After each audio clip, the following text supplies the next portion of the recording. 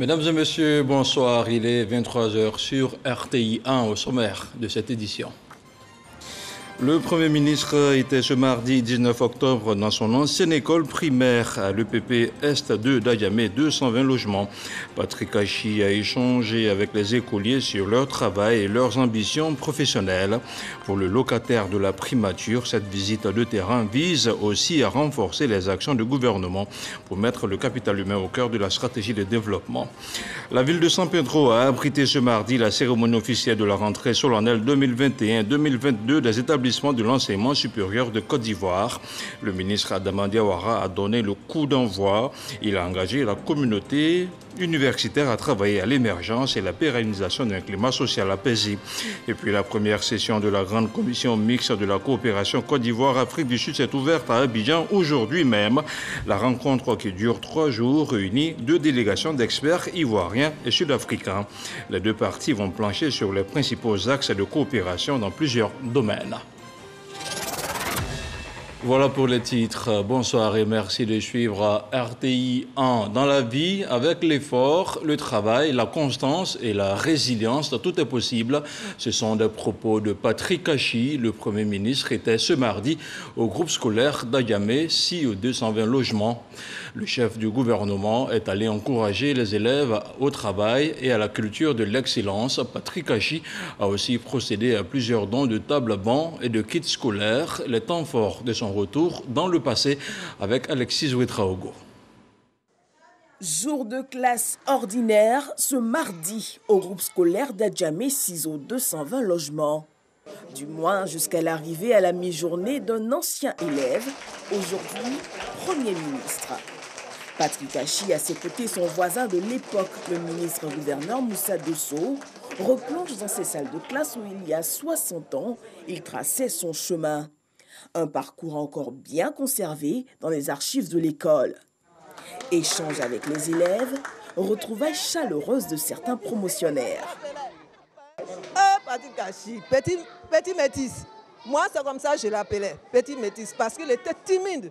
Alors nous, notre groupe, là, nos sœurs, là, on vient, quand il est assis comme ça, moi, les récréations surtout, on les taquine et puis, c'est un bon travailleur.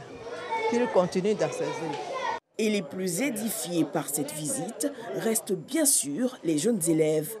Ça me fait rêver que moi aussi je peux devenir ministre. Je suis contente qu'il est venu, je suis très heureuse. Et je dis merci à le Premier ministre pour tout ce qu'il a fait pour nous. Je pense que plus tard, je serai ministre. Pour la ministre de l'Éducation nationale, il y a dans ce geste un message fort. Le Premier ministre, par le travail, par la persévérance, par le courage, a pu arriver là où il est. Les débuts sont peut-être difficiles parfois, mais on ne doit pas abdiquer parce que le bonheur peut être devant et c'est le cas de M. le Premier ministre dont nous sommes si fiers pour la Côte d'Ivoire. Effort, travail, constance, résilience, autant de valeurs que prône le chef du gouvernement. Qui l'eût cru que quelque part ici, il y a 60 ans, perdu à Adjamé Est 2, aurait émergé d'une même classe 2 ministres et un Premier ministre. Personne. Ça veut dire que pour ces enfants-là, nous sommes venus leur dire, si vous nous voyez, c'est que pour vous, tout cela est également possible. D'où que vous partiez, vous pouvez arriver au niveau le plus élevé. Et le gouvernement entend renforcer son action ces prochaines années en mettant le capital humain au cœur de sa stratégie de développement. Le sentiment que nous avons quand nous arrivons ici et que nous voyons ces enfants-là, c'est de nous dire qu'à notre tour, aujourd'hui, il nous revient de faire en sorte que pour eux, demain soit meilleur qu'aujourd'hui. Patrick Hachi a aussi procédé à plusieurs dons, 315 tables bancs et 400 kits scolaires. Un enseignement supérieur, apaisé et de qualité, c'est l'objectif du gouvernement ivoirien que va tenter de matérialiser le ministre Adama Diawara et son équipe. Il a procédé ce mardi depuis la cité insulaire de San Pedro au lancement de la rentrée solennelle 2021-2022 des établissements de l'enseignement supérieur de Côte d'Ivoire. Un lancement officiel à l'université de San Pedro, la dernière née, qui va accueillir dans un premier temps 450 étudiants. Des étudiants qui vont vont suivre des cours dans 4 unités de formation et de recherche. C'est une correspondance de Sam Conan. Université de San Pedro. L'amphithéâtre de 500 places pris d'assaut par le corps préfectoral, les présidents d'universités publiques, les partenaires au développement, les enseignants, la chefferie traditionnelle et bien sûr par les étudiants. Le ministre Adama Diawara Antoj fait son entrée. Nous sommes à la cérémonie de lancement de la rentrée solennelle 2021-2022 des établissements de l'enseignement supérieur du Côte d'Ivoire, doublé du lancement des activités académiques de l'Université de San Pedro. Nous attendons de celles qui nous ont précédés sur le difficile et exaltant sentier de la formation académique et de la recherche scientifique un appui constant. L'Université de San Pedro, naissante, qui nous accueille ce jour, est une université ouverte sur l'océan et le développement durable. Pour cette année universitaire, 2 thématiques. La première, un enseignement supérieur apaisé.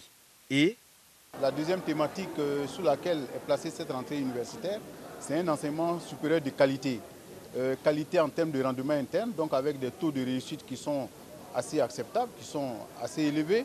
Et ensuite, de qualité au niveau adéquation formation-emploi, pour faire en sorte que les sortants du système diplômés et pas puissent trouver un emploi de façon, j'aurais dit, facile sur le marché de l'emploi.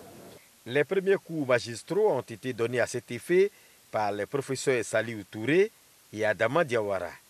450 étudiants sont affectés à l'Université de San Pedro pour la première phase sur 4 prévues. En attendant la fin des travaux de construction des cités, des solutions pour le logement des étudiants ont été trouvées. En attendant, nous avons trouvé à l'internat du lycée professionnel de San Pedro la possibilité de loger 200 étudiants. Avec le concours du maire de la ville de San Pedro, nous avons eu un certain nombre de lits qui vont s'ajouter aux 200.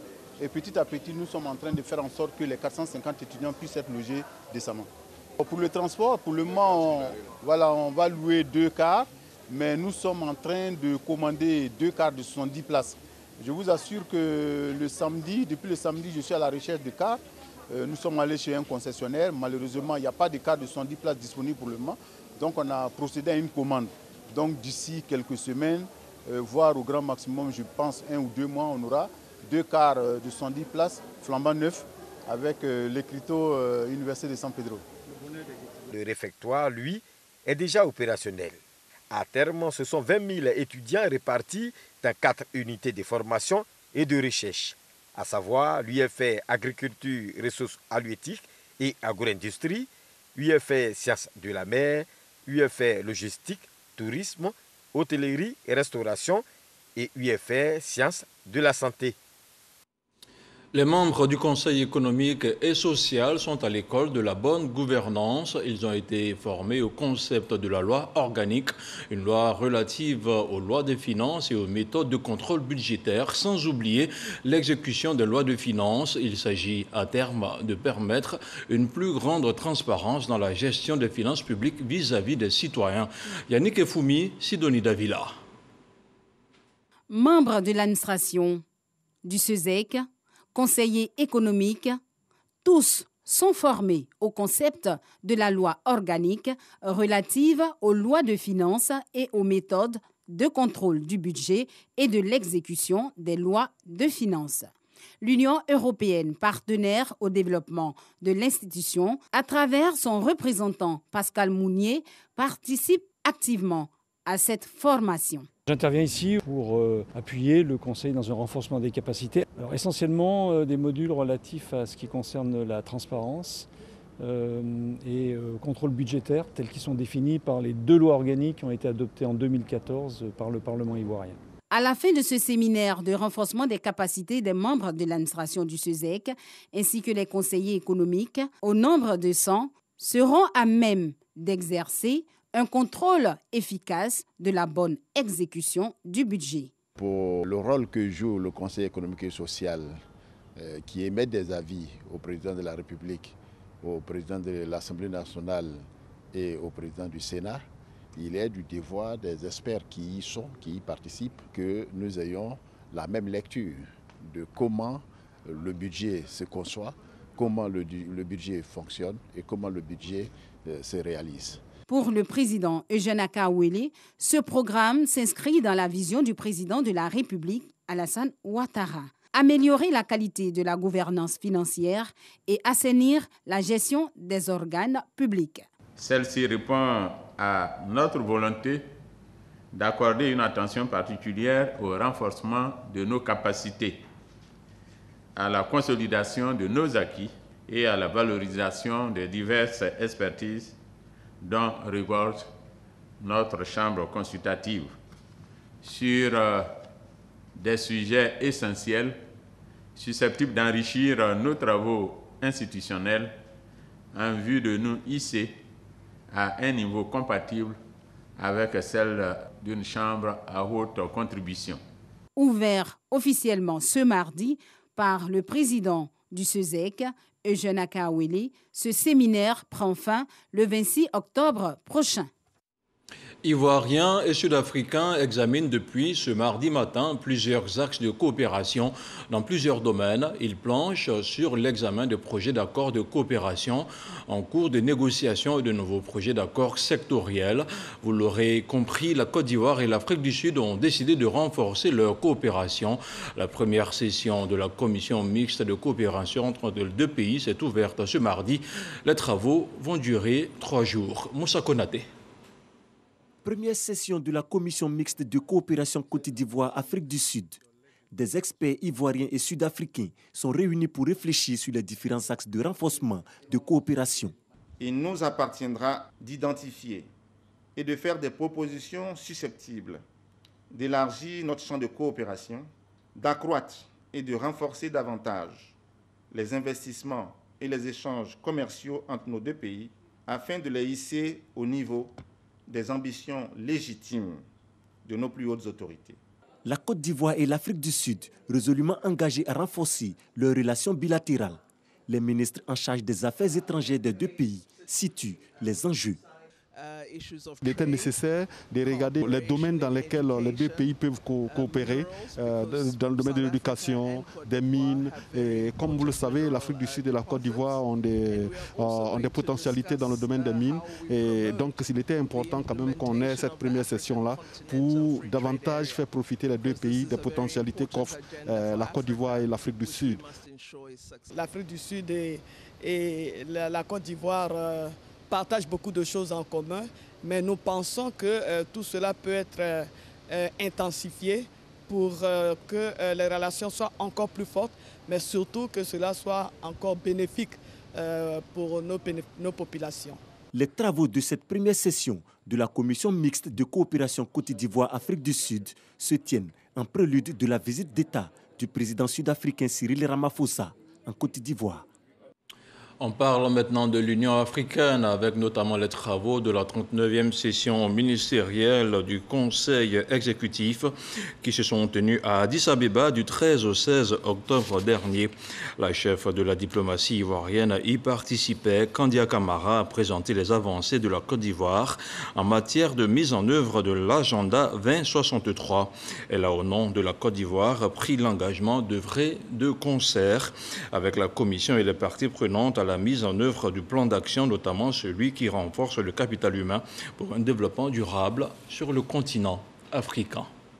Et ici à Abidjan, la Cour de justice de la CEDEAO tient une audience hors siège depuis quelques jours. Sinon, pendant quelques jours, elle va examiner plusieurs dizaines d'affaires, dont la plupart sont des cas de violation des droits de l'homme, des violations commises par quelques États membres de la CEDEAO.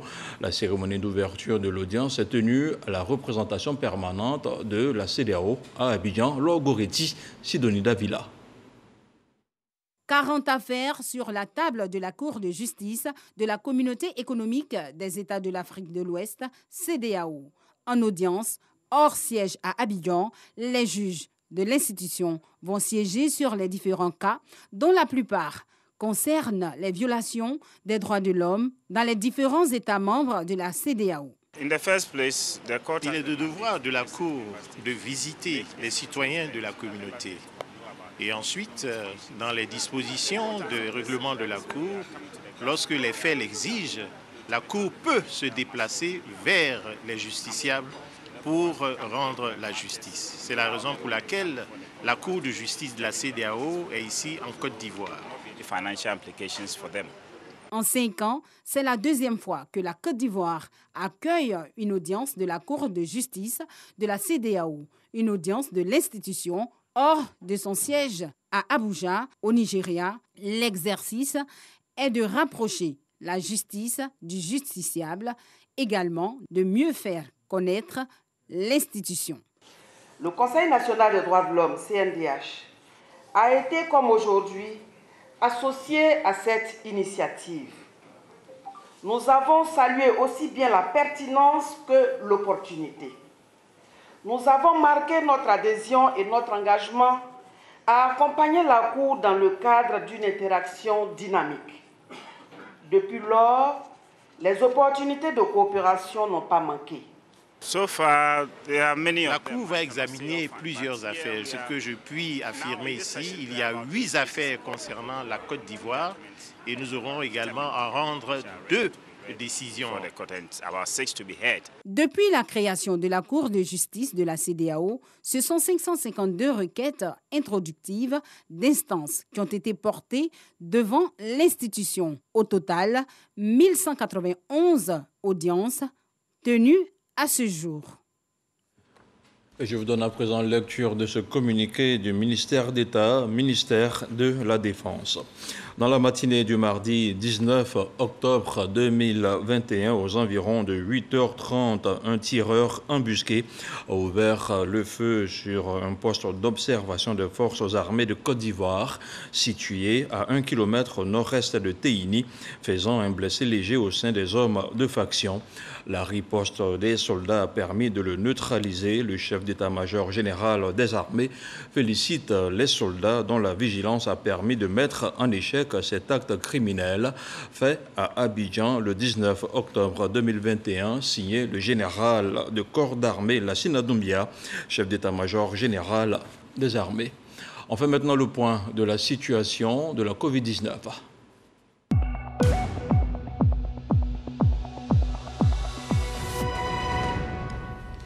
Le ministère de la Santé, de l'Hygiène publique et de la couverture maladie universelle a enregistré ce mardi 19 octobre 17 nouveaux cas de Covid-19 sur 1527 échantillons prélevés, soit 1,1% de cas positifs, 39 guéris et 0 décès. À la date du 19 octobre, la Côte d'Ivoire compte donc 61 089 cas confirmés, dont 59 574 personnes guéries, 685 décès et 830 cas actifs. Le nombre total d'échantillons est d'1 064 416. Le 18 octobre, 15 721 doses de vaccins ont été administrées, soit à un total de 2 921 400 doses du 1er mars au 18 octobre. Le ministre de la Santé, de l'Hygiène publique et de la couverture maladie universelle invite toutes les personnes de plus de 18 ans à se faire vacciner dans les centres dédiés. Il rappelle que la vaccination contre la Covid-19 est gratuite et volontaire. Le complexe, sinon place à présent au dossier EcoPlus, le complexe formé par le parc national de Taï et la réserve d'Unzo constitue le massif forestier le plus vaste d'Afrique de l'Ouest, strictement protégé. Couvrant une superficie de plus d'un demi-million d'hectares, ce massif représente environ le quart de la superficie totale du réseau d'aires protégées de Côte d'Ivoire. Son importance lui a valu son classement dans le réseau des réserves de biosphère en 1978, ainsi que son inscription comme bien du patrimoine mondial en 1982. Avec le concours de l'OIPR, l'Office ivoirien des parcs et réserves, nos reporters ont essayé à leur façon de nous faire découvrir les richesses de cette forêt primaire. Le dossier EcoPlus de ce mardi, c'est une idée de Jean-Luc Bango.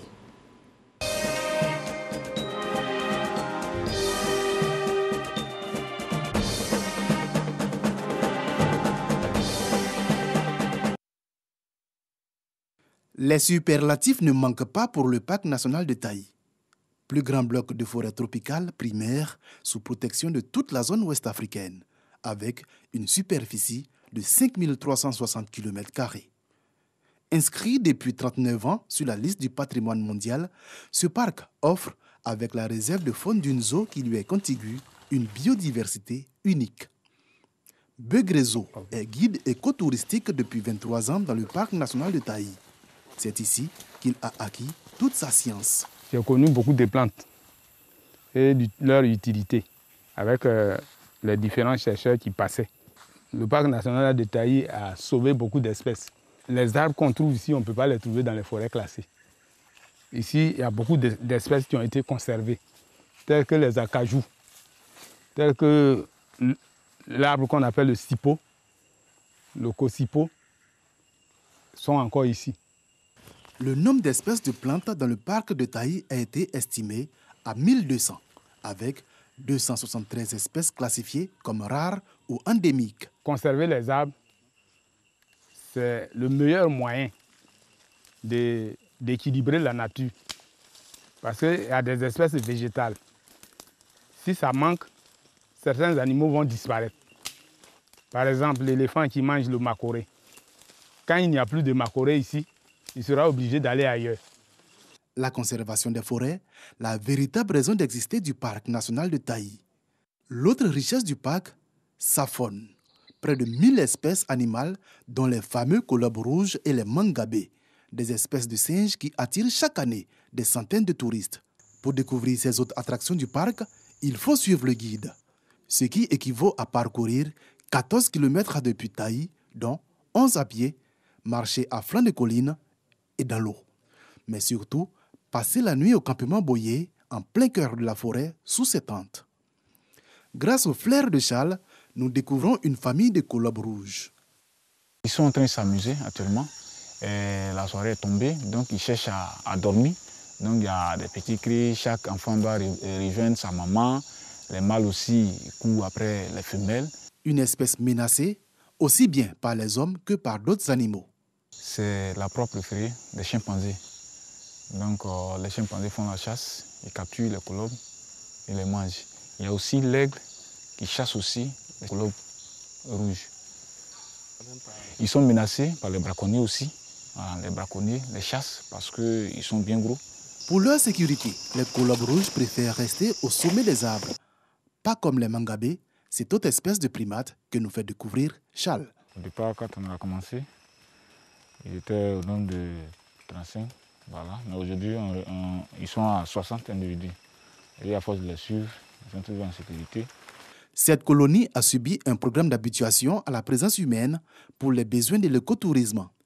Initiative de la WCF, la World Chimpanzee Foundation, organisme international très à cheval sur les règles sanitaires. Quand tu respires même, tu peux te faire contaminer et aussi contaminer les animaux. Donc, on est venu sur le territoire, il faut qu'on protège tout pour qu'il reste intact. Un test antigénique est même exigé à chaque visiteur avant l'entrée sur le territoire des primates. Des gestes de préservation des richesses naturelles du parc auquel l'OIPR, l'Office ivoirien des parcs et réserves, a songé depuis bien longtemps. Ici, c'est un groupement qui a bénéficié d'un projet, le programme d'investissement forestier, dans l'optique de pouvoir produire de la protéine alternative au braconnage, à la viande de brousse. Donc, ils ont été financés par le programme d'investissement forestier au travers de l'OIPR afin de pouvoir réduire la pression sur le braconnage à l'intérieur du parc. Élevage de volailles à Béoué et Para, à Djouroutou, mais également de caprins à Sidi-Bébougou et Join dans la région de Soubré. Des activités génératrices de revenus qui commencent à porter leurs fruits. Il y a des braconniers vraiment qui quittaient dans la zone pour aller chasser. On causait avec eux jusqu'à ces manques de viande. Souvent, il y a les fêtes, là, il n'y a rien à manger. C'est pourquoi ils s'en vont chercher la viande pour venir. Dès qu'on a commencé à faire ça, vraiment, actuellement, ces gens-là, la plupart viennent acheter, puis se retournent. Ces populations riveraines ont été installées grâce au programme d'investissement forestier pour protéger les richesses animales du parc, mais également végétales. À Buyo, dans le village de Tchétali, Emmanuel Kouraï est l'un des pionniers dans la lutte pour la protection des espèces florales du parc. Je suis en Gabonais 6. En langue locale, on appelle ça sako. Alors sako, on prend ça pour faire la sauce. C'est à cause de ces sakos-là que les femmes entrent dans le parc national de Taï pour ramasser les fruits. Son ONG, Conservation Taï, s'est donné pour mission de reproduire hors du parc les plantes prisées par les populations riveraines. J'ai fait la pépinière. Si c'est au moment de planter, on donne gratuitement à la population. Cette année, on a produit 35 000 plants. Depuis une dizaine d'années, Emmanuel Kouraï contribue à freiner le pillage de la flore du parc. Ça se vend cher. Quand les coins ont commencé à voler dans le parc national de Taï, mais les gens quittaient au Gabon pour venir payer. Parce que c'est cher. Un sac de 100 kilos coûte 100 000 francs. Une œuvre utile quand on sait que la protection du massif forestier de Taï agit positivement sur le climat local, assurant des pluies plus régulières et abondantes, essentielles pour la production agricole. Selon une étude de la Fondation pour les parcs et réserves de Côte d'Ivoire et l'OIPR, au moins 3,2% du PIB ivoirien dépendrait du parc national de Taï. La production de cacao, café, EVA et palmier à huile y représenterait même un chiffre d'affaires de 492 milliards de francs CFA. N'hésitez surtout pas à revoir ce reportage de Jean-Luc Gbangbo et Zakaria Traoré sur RTI 1. On parle maintenant de religion. Dans la nuit de dimanche à lundi, la communauté musulmane de Côte d'Ivoire a célébré le Maolid ou encore la noble naissance du prophète Mohammed, paix et salut sur lui.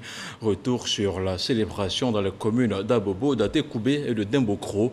Des morceaux choisis réalisés par Godefroy Okambawa, Issa Chonayo et Walter Amadou Ouattara. Abobo, terrain Ange Noir. La communauté musulmane du quartier Banco 1 a célébré le Maoulid, la naissance du prophète Mohammed, paix et salut sur lui. À cette occasion, l'imam Mahamoud Sanogo a évoqué les miracles liés à la naissance du prophète de l'islam. Ces moments de prière et de louange se sont déroulés en présence du ministre d'État, ministre des Affaires étrangères, Kandia Kamara, par ailleurs député maire de la commune d'Abobo, qui a formulé des vœux de paix pour la Côte d'Ivoire. Le prophète a été un homme bon, un homme juste, un homme courageux, un homme de paix. Et donc, les enseignements que nous tirons aujourd'hui, c'est que tout musulman doit chercher à ressembler au prophète Mohammed, paix et salut sur lui. Le Maoulid est célébré tous les ans, le 12 du 3e mois du calendrier hégérien, par les musulmans du monde entier. La Zaïwa Atekoubé du cheikh Aboubakar Diabaté, à l'instar des autres communautés musulmanes, a célébré la nuit du Maouloud, marquant le jour de naissance du prophète Mohammed en présence du ministre Paulin Claude Danhou, député maire de la commune d'Atekoubé. Le cheikh Aboubakar Diabaté a entretenu ses fidèles sur la célébration du jour, avant de donner le sens de la dévotion entretenue autour du Maouloud. Chaque année, lorsque la date de sa naissance arrive, nous essayons de parler de lui aux musulmans parce que c'est un grand homme qui rafferme beaucoup de vertus. Nous sommes aux côtés de la communauté musulmane pour célébrer des valeurs, pour une introspection, une formation, pour un moment de partage nécessaire aujourd'hui pour construire une Côte d'Ivoire de paix, une Côte d'Ivoire de fraternité. Le ministre Adama Coulibaly, ministre de l'économie et des finances, a passé cette nuit commémorative à Dembokro. Il a demandé à Dieu de permettre à chaque musulman de bénéficier des bienfaits et des bénédictions de cette nuit spirituelle. Les prêches qui sont faites sont des prêches pleins de sens, de profondeur et des messages assez puissants sur la vie de l'islam, sur la vie du prophète, en l'occurrence une vie de simplicité, une vie d'humilité, une vie de grande disponibilité pour tous. Toute la nuit, des chants, des cantiques et des louanges ont été dits à la gloire d'Allah et au dernier de ses messagers. Le bâtisseur, c'est l'intitulé de l'œuvre d'un jeune artiste peintre qui a décidé de rendre hommage au chef de l'État, le président Alassane Ouattara. Richemont Théé, c'est son nom, réalise ses œuvres avec du matériau de recyclage et des sachets. Je vous propose d'aller à sa découverte dans ce reportage réalisé par Serge Pacom Didi et Serge Coléa. Le bâtisseur, c'est le titre de l'œuvre artistique en hommage au président de la République, Alassane Ouattara. L'auteur s'appelle Théé Richemont, jeune étudiant en Master 2 de peinture à l'INSAC, âgé de 24 ans. L'artiste magnifie les valeurs de changement, de rigueur, d'abnégation au travail. 2 ans et demi à la tâche, au final, un portrait original réalisé avec du matériau de recyclage, notamment des tuyaux et autres objets usagés. J'essaie de couper, je coupe ça à la main. Je coupe ça à la main comme ça. C'est pour cela elle m'a pris plus de 1 an dans les découpes. Le rêve de Richemont est d'offrir le tableau au président Alassane Ouattara en personne. C'est un rêve d'enfance. Est-ce que vous voyez? J'ai dû voir le président de la République en 2011-2010 à l'intérieur du pays. Et j'ai vu en ce monsieur beaucoup de choses, c'est-à-dire le changement, le travail. Ce sont des idées que je voulais matérialiser avec quelque chose que je fais, qui est là. Le jeune homme décèle en lui des talents de dessinateur dès le bas âge. Pourtant, sa passion va se heurter aux réticences de la famille. Qu'à cela ne tienne, Richemont persiste dans son choix. Aujourd'hui, c'est un artiste accompli. Les couleurs du drapeau national orange, blanc et vert sont utilisées par l'artiste dans la conception de son œuvre, Le Bâtisseur. Et le train de l'information s'arrête ici ce soir. Merci à toutes les équipes techniques et rédactionnelles qui ont permis sa réalisation. L'info revient demain à 6h30 avec Régis Kofi. Bonsoir et que la paix soit chez vous.